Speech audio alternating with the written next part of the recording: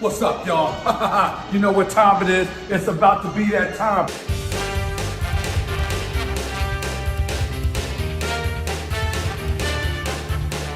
Damn, son, where'd you find this?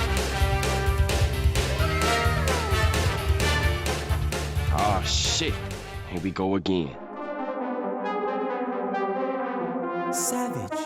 And we're back. One Piece 1068 is out. And by the time I got to the end of the chapter, I thought there was like 4 more pages left. Now that's not to say that this was a bad chapter or that there wasn't a lot of information here. This chapter was actually pretty packed, but it was just the pacing was so quick that by the time you got to the end, it was just like, oh, okay, wait, I need more. And then when you think, wait, this arc started on chapter 1061, and we're already at this point of the arc, and it's only chapter 1068. Who is writing this? Because this is a way different Oda than we've had in a while. One of the key things here is that the chapter was pretty straightforward. So we're going to talk about the several jump-off points, but for the most part, this video is going to be about where the arc is going to go based on these developments, and more so why Lucci is not going to get low-diffed like most people want. There's a lot of narrative cues here that are basically setting Lucci up for a big bad role, but maybe not of this arc. And I'm going to get into exactly what I mean in a little bit. So like, comment, subscribe if you're feeling the vibe, and if you haven't heard the news yet, the Reverie 11, will be here on this channel.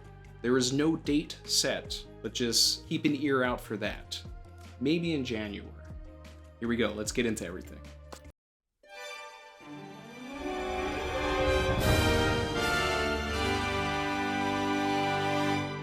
We start off with Lucci and the gang basically in the exact same predicament that the Straw Hats were in 1061, without the mechanical shark. But what this is telling us is that all of these missing Cipher Pol ships, CP5, CP7, CP8, they were eaten by the shark, because Lilith remarks that this shark has been eating several ships and leaving nothing for her to scavenge. And the best intelligence agency in this particular world is without any information about what happened to these ships, because they got eaten by that shark, or by those giant sea beasts as well. Either way. But considering that Vegapunk gave S-Bear, the Seraphim Kuma, the pawpaw fruit, Lucci and the gang are able to get over to the island. Now, this heats up my theory that when we get the eventual S-Flamingo, the Doflamingo Seraphim, it's probably going to have the Ito Ito no Mi, which is the string fruit. And I'm sure the lineage factor for Doflamingo was extracted during the Reverie, and that's what that scene was, where Doflamingo thought he was going to get murdered, but he didn't. He just got his lineage factor extracted. At this point, Vegapunk has shown an efficiency really since the Jinbei Seraphim that he can basically reproduce any fruit. The only thing we haven't seen yet is the intangibility of Logias, since pacifistas have a Paramecia-style version of Kizaru's Logia fruit. There's also the artificial Kaido fruit, which is a Zoan, and then we have Senor Pink's fruit, and then now a full reproduction of Kuma's fruit as well. There's a lot of ways that the pawpaw fruit can be used. Anybody can get smacked at this point. And speaking of smacks, Kuma is on his way. We knew this was happening, but he's on his way. And Sentomaru is also going to play a role. As he should, he's Dr. Vegapunk's bodyguard. It was in the Oda box in the Archipelago. We've been talking about this. He was going to show up. Another one. So he is releasing the Seraphim, and he is probably going to get involved with this altercation between Luffy and Lucci, which will be on site. But the thing here is that Luffy is actually sweating this man. What we are seeing is a PTSD moment from Luffy. It wasn't like a comical shock face. It wasn't a stern look of disdain, like he had for Crocodile and Impel Down. And there's also not going to be any sort of truce moment like Crocodile and Luffy had in Impel Down. It's almost like Luffy's afraid, shocked, sweat beating down his face, as he notices that Lucci is there. One of the people in his life that actually tested him and took him to the brink. Now, I'm a notorious non-Lucci liker. Not one of my favorite villains, not one of my favorite characters, but did he test Luffy? Yeah. Is he in one of the best arcs and sagas? Yeah. He's just not very interesting to me. Why? Because he never really lived up to the menace that he was basically touted to be. In his flashback, sure, he killed a bunch of people and everything like this, but he never did anything in the present other than just be a really good fight for Luffy. Meanwhile, Stussy is over here with an actual body count in the main narrative. Like, Stussy killed one of the underworld bosses viciously. Savagely. She gone to the back. Dufeld. Dead. Lucci, touted as one of the best assassins in the world, yet he's never killed anybody in the main story. That's why I want him to be the person who killed Cobra. Now, this is a really great opportunity for Lucci to tell us about Vivi also. They start fighting, and then Lucci says something like, hey, I met somebody that and then starts like talking about Vivi screaming or something, calling for Luffy's name, so I don't know. And then it becomes personal for Luffy. But in the middle of all that, before Luffy even gets more information about Vivi, like that's maybe when Sentomaru shows up and the Seraphim, and then things get way too crazy and way too wacky. There's still a lot more information that we need to get in this arc, but if we're actually going into a full-scale fight between Luffy and Lucci right now, we're not going to necessarily get that without an interruption. It was brought up during the stream by Gio, what if Kuma shows up and like paws away Cipher Pol? That's a great way for everything to end at the end. Send CP0 away, the Gorosei can't get a call in or anything like that, and it's going to be 2 days before they can do anything because they're going to be flying in the air. So that's going to trigger either a Buster Call or a Leloucia-style event where everybody needs to get away. But at that point, it's not necessarily Kuma E-Hondaing everybody else off of the island. They may have enough time at that point to get on the Sunny and get out of there. I expect this arc to get a hell of a lot crazier before it dwindles down. We also have G14 nearby, and we could get Sword involved in this. Sword versus Shield. Helmeppo shows up, maybe runs into Zoro, and we get a little scuffle there. They're trying to get information on Kobe. When we start learning about Kobe, that's when we can actually transfer back to Blackbeard and Law and all of that, because Kobe's captured over there. We can get some information at that time. But some of you watching are probably saying, Randy, why do you think Luffy, a Yonko who just beat Kaido, isn't going to Hulk smash Lucci like the Hulk does in the first Avengers movie with Loki? Because Luffy's the first person to go up against Lucci. It's as simple as that. If Oda changed where Lucci was going, if Lucci found the Sunny first, if Lucci showed up to where Sanji and Usopp and everybody else are, then I would say, okay, Luffy is probably going to mid or low diff Lucci. But to have Luffy and Lucci go up against each other first means that Oda has a plan for Lucci. This is the same idea of being 10 chapters into the first act of Wano and everything, and then, I don't know, it was about 10 or 11 chapters. The first Luffy versus Kaido fight comes out of nowhere, main antagonist, everything like that, wipes the floor with Luffy. Now, that's not what I'm saying Lucci's going to do here. But this fight is going to get heated. It's going to get intense. Luffy's going to go gear 4th. He's going to go gear 5th. And Lucci's going to hold his own. Why? Because there's a twofold narrative going on here in One Piece. On one hand, Luffy has to become king of the pirate world. So he's got to defeat Blackbeard and probably Shanks, even if it's just a friendly scrap. But anything like that, he has to stand on top of all of the emperors. But then there's also the world government that Luffy has to go up against. And if he doesn't have anybody that that's competent for him to fight, then there's no stakes. Does that make sense? And I'm not necessarily rolling the Marines into this particular battle because I expect most Marines to turn against the world government, like Fujitora, like Smoker, like all of Sword, Tashigi. There's a Kobe, but Kobe's Sword. Anyway, when it comes to the world government, we're going to have the main three admirals, Akainu, Kizaru, Green Bull, like they're going to stay true to the world government, in my opinion. But when we finally get to Heaven's Door here, and it's time to knock everything down and go after Imu, Luffy's going to have somebody competent to go up against. There needs to be a real bodyguard there. And that's why I think Oda is setting up Lucci for that. I've always said Cipher Pol Zero and the Celestial Dragons and everything are the true villains of this super saga, that we're building up to here. And this is how we set it up.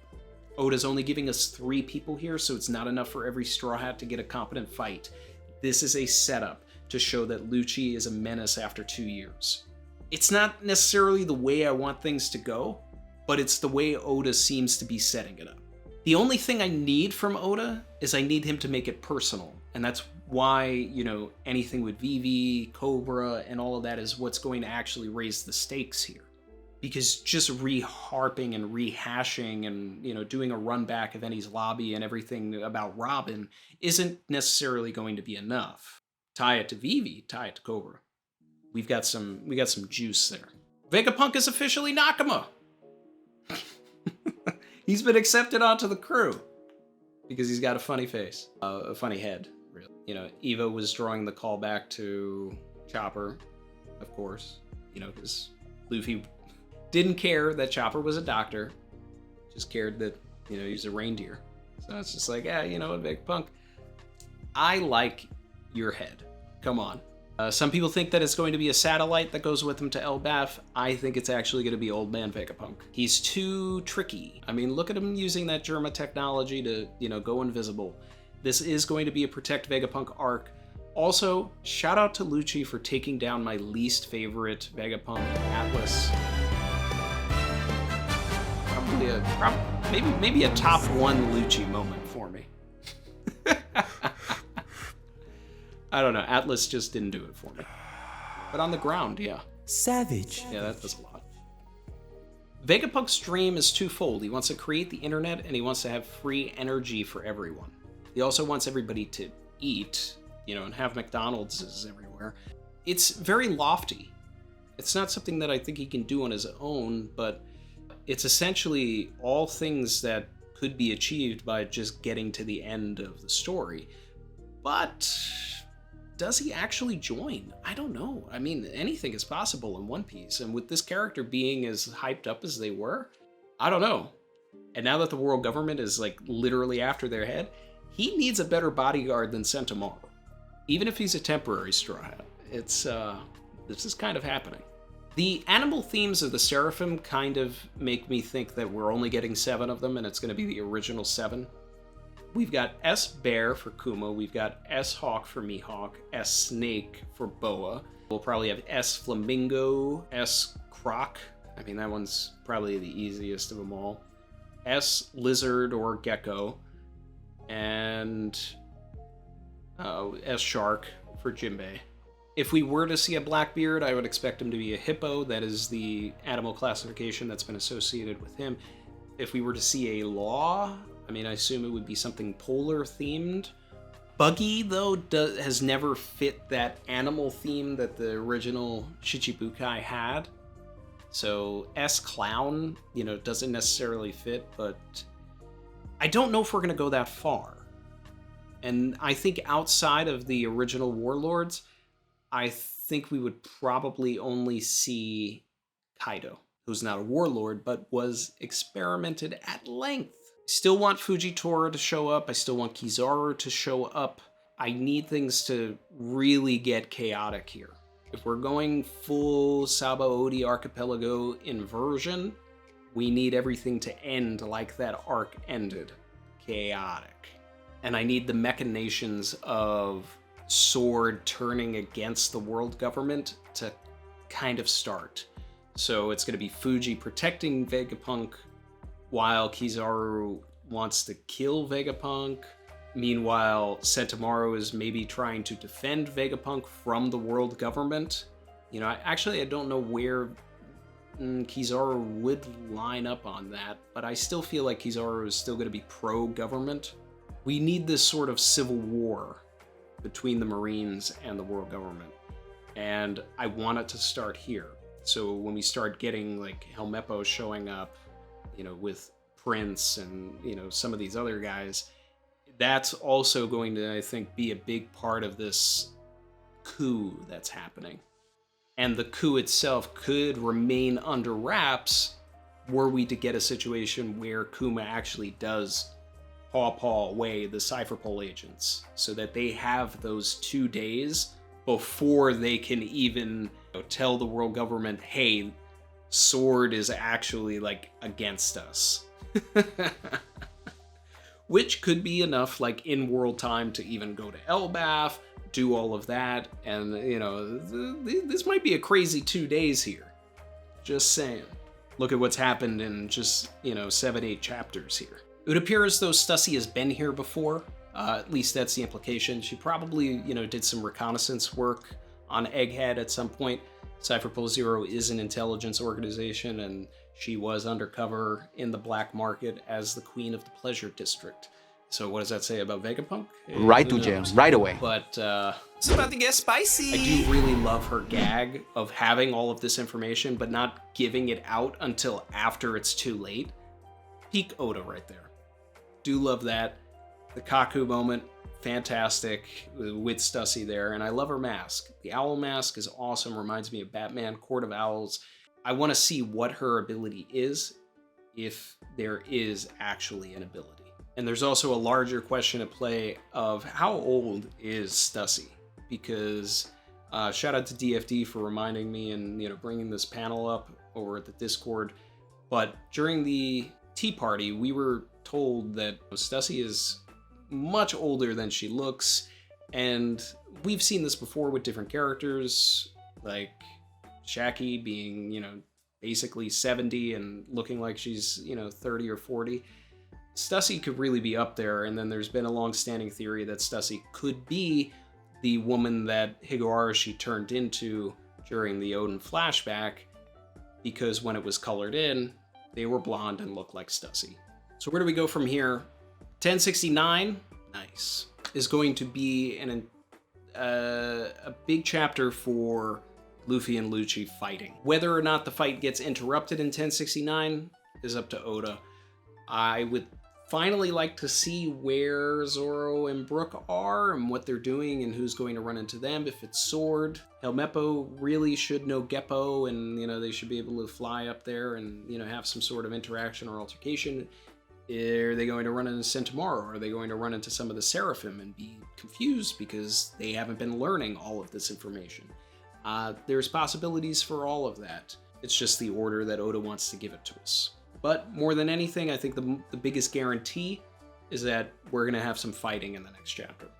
I want to thank everybody that supports the channel. Shout out to all of the members, everybody that comes to the streams, all of you guys that watch the videos and comment and like and everything, and everybody that watches and, you know, doesn't as well. Shout out to you guys. You're still supporting. And shout out to everybody that rejoined recently: Emmanuel Blue, Enigma Sword, Chinho Wong, Sophelia, Tisites, Mark Creasy, Arari, and Tyrone Will. Thank you again, and I will see you guys in the next one. Like, comment, subscribe if you're feeling the vibe. All right? Later, guys.